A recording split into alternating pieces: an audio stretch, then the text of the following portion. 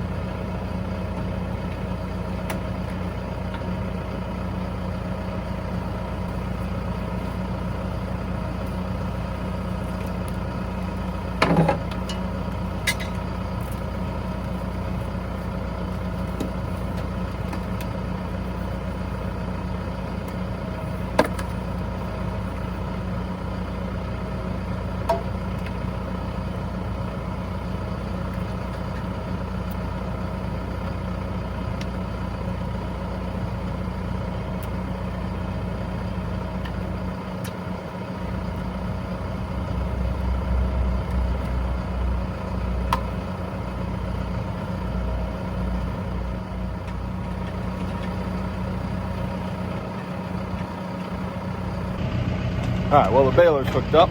It's gonna pull a jack up, get back to the field, see what we can bale.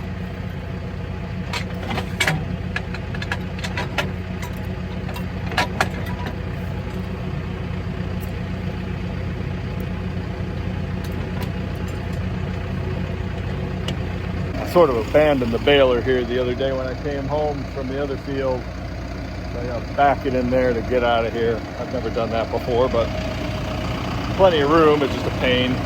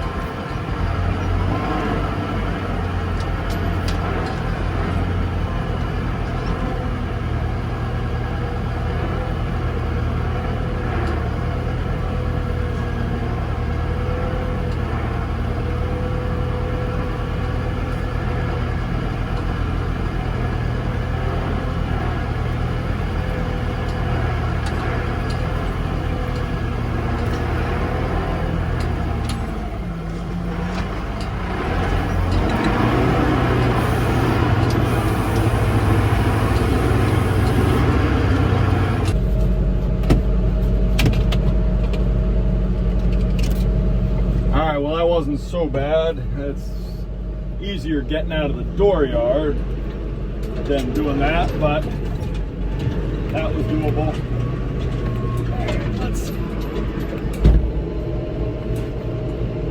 Let's get back there and see what we can do. Now, I fixed the tailgate sensor that was giving me trouble the other day. My buddy Mike and I pulled it out, figured out a pin was bent,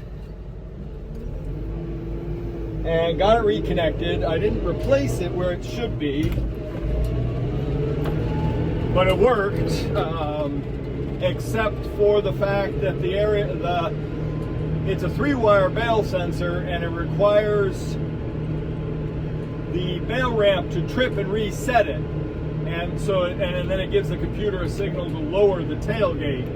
Now that feature wasn't happening, and I kept having to reboot the system, which is hard on the system and hard on, and it slows things down. So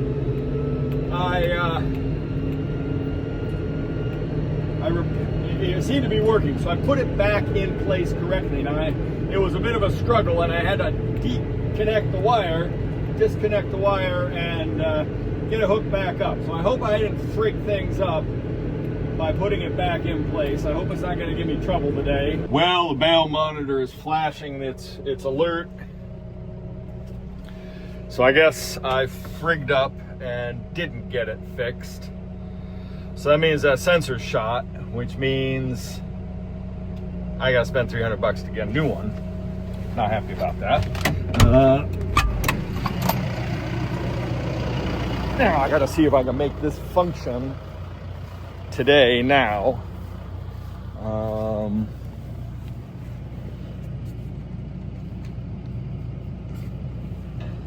I don't know if it's proximity or what. It's this thing right here. Well, you can't see it right there. That's the issue. I'm gonna stick this magnet there and see if that helps at all. Put a magnet next to it. Let's see if that confuses or tricks it or does something. That was my backup plan. Otherwise, I gotta bypass that. Ho! The magnet did something. There is now no alert. All right, that was good thinking, Foley. Let's hope. All right, that's all normal. One other thing I gotta do, I gotta back off on the bale size. Okay, so I'm gonna reset the bale monitor. We are going to reset the bale size because the last bale I made was really big. We Back to my standard bale size, 135 centimeters. Seems to be working good. Everything else is good. Fingers crossed we can make this happen. Just a matter of driving around and around and picking up grass. Now, this grass is really short. Short grass. This grass is really short. Short grass is not a friend of the baler. But I think I've got some coping mechanisms I've developed through doing this. Let's see, I'll get a second here. Just see what happens. Fingers crossed we get some bales.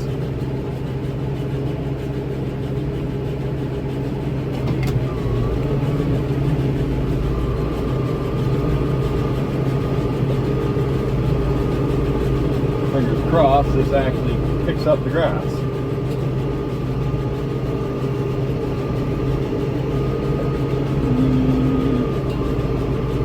Yes, it is. I'm looking over my shoulder. It looks like it is. It takes so long to come up on the monitor when there's this little in the windrow that it's kind of hard to tell whether I'm actually building a bale or not. And as it packs, it gets, the number on the monitor changes greatly. I'm not expecting anything like a bale out of this first part of the field. It'd be a miracle if I could even build up to a size of a core.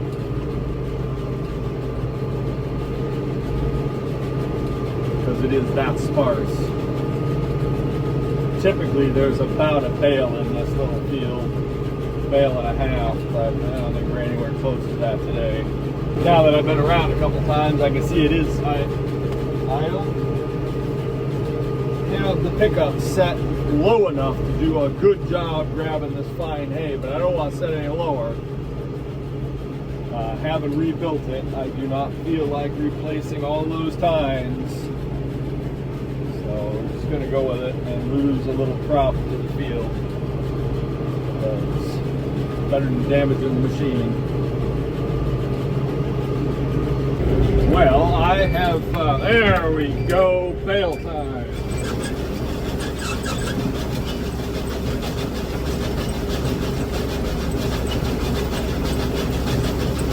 I'm going to double tie this bale. I baled all of the small fields, both small fields, and the outer windrow.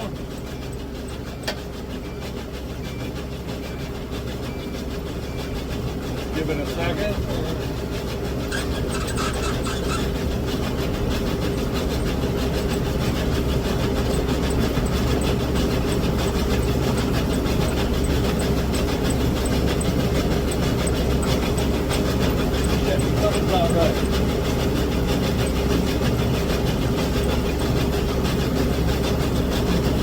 Alright, something failed. Alright, I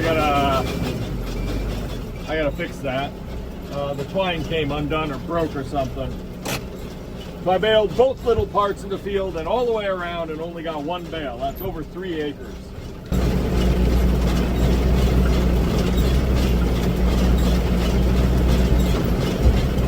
I wish the net wrap would work on this thing. But at least I got the twine tied. So back up to speed.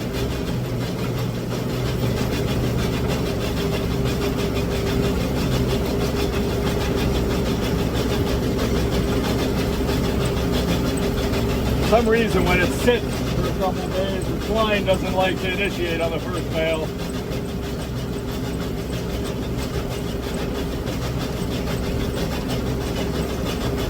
So looking for it to tie correctly.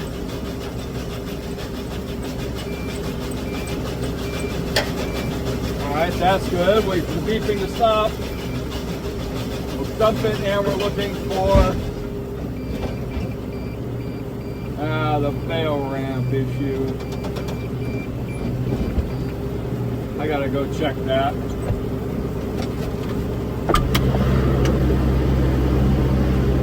Well, the bale discharged just fine, but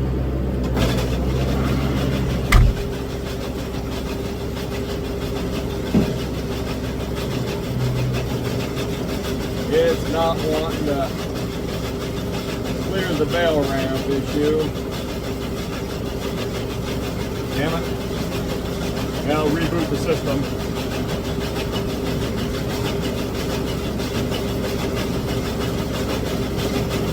Alright, well that did it. Alright, so one bale out of over 3 acres is pathetic. And I did have to lower the tines by just a little bit because they just weren't picking up the grass. And now they're doing a much better job and I'm getting a better yield. But the grass is so fine. So fine. Whoa, this is bumpy. Wow.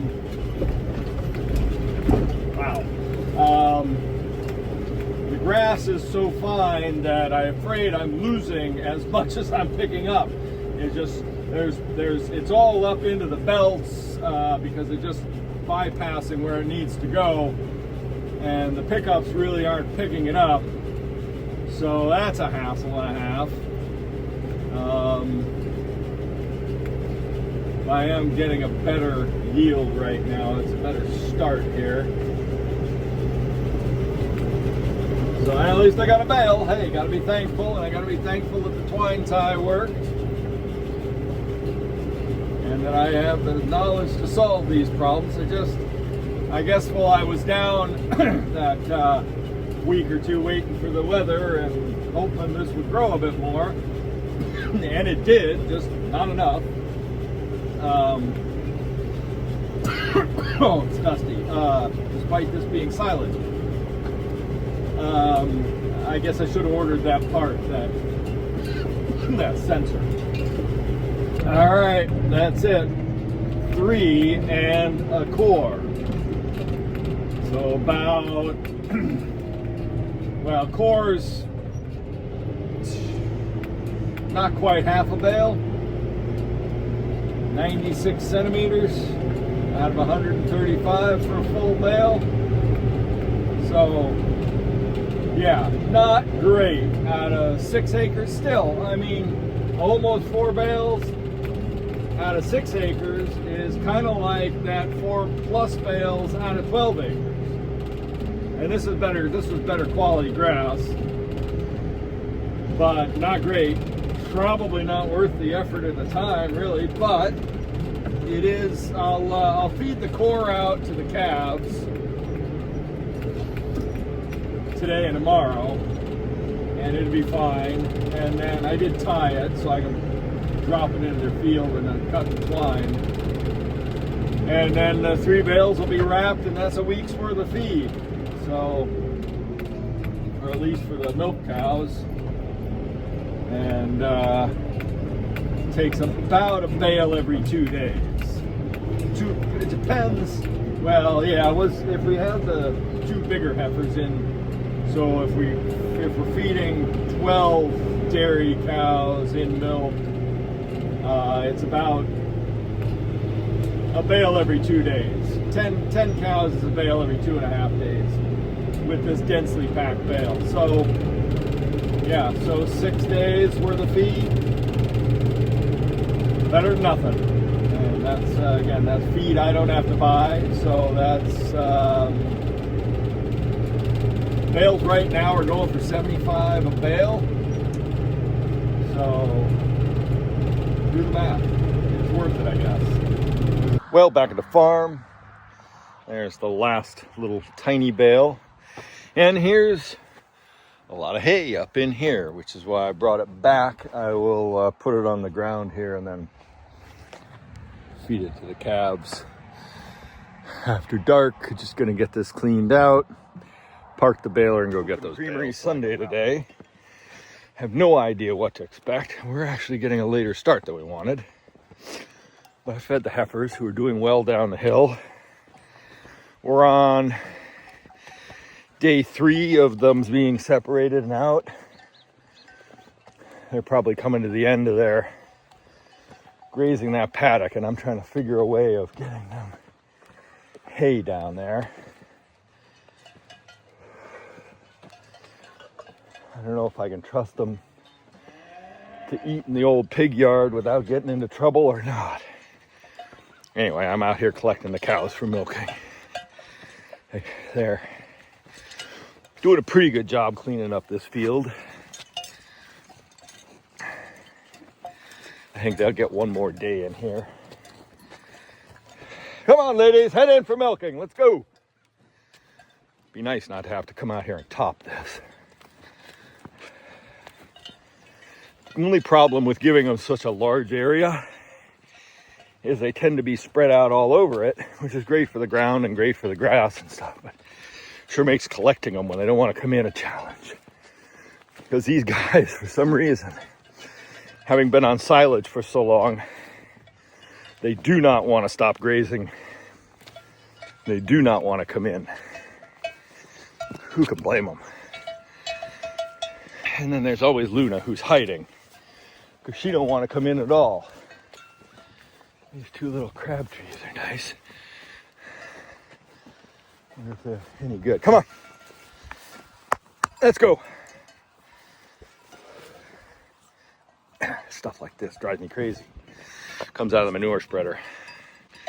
Little tiny crab apple. It's quite tasty. Not nearly as disgusting as I thought it would be.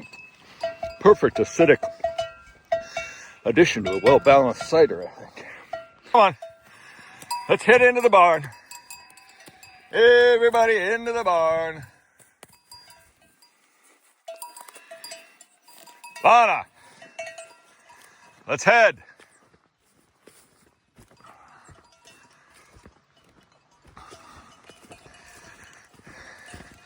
Nettle, Lana, get a move on.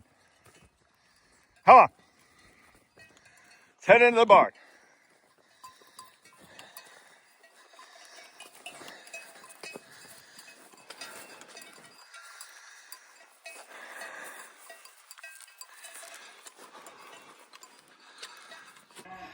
Come on, get in there, girls.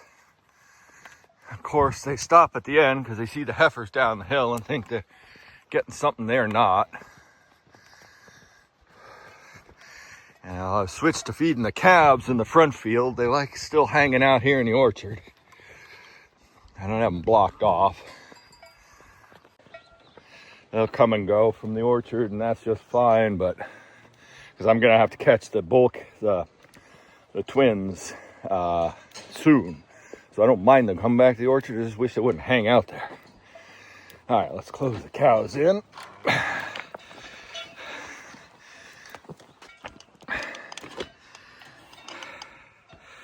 That's got them cut off from there. And the heifers are all looking expectant. Come on, Nettle. Let's go. All right, that's everybody caught for milking. Time to do the rest of the chores.